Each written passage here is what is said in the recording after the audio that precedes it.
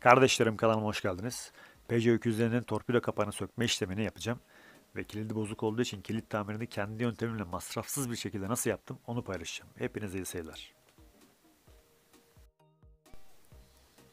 Böyle sivri uçlu bir çakı veya tornavida yardımıyla bu kapağı ortadan ikiye ayıracağız.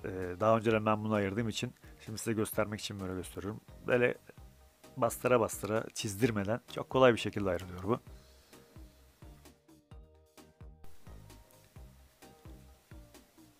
Kapağın tırnakları kırıldığı için kilit yerinden çıkmış. Hatta yay da fırlamıştı. Ben bu yayı taktım. Şimdi şu kapaktaki tırnakları plastikle yapıştıracağız ve kilidi yerine taktıktan sonra plastik üstüne yapıştırıp sağlam bir şekilde yerine takacağız.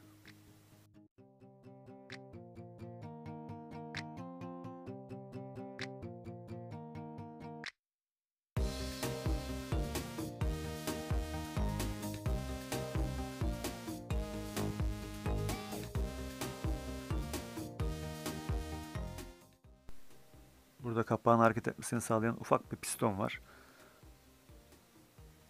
Buradan kapaktan birbirinden ayıracağız. Bunun için pense, ufak bir pense ya da elle de yapabilirsiniz. Ben elle yapacağım. Çok basit bir şekilde çıkacak zaten.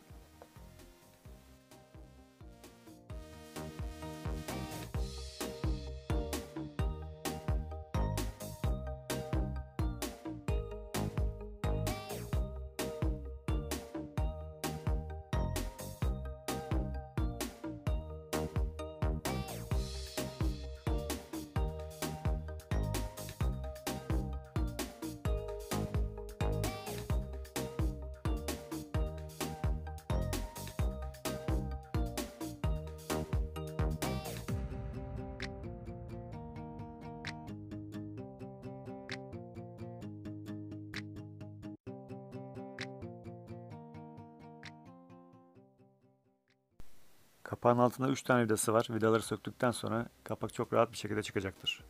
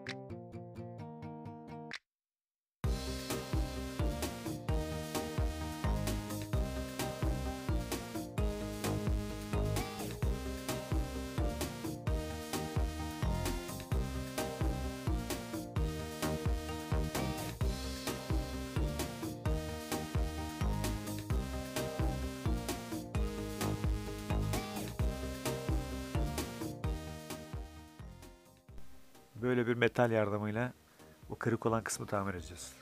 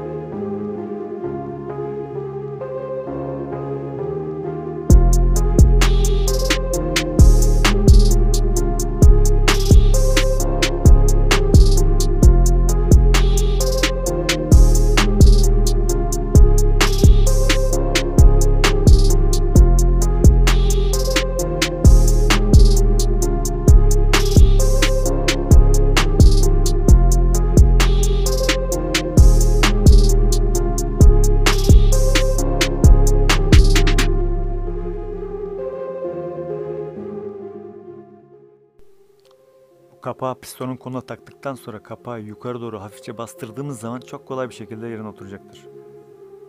Montaj işlemi tamam.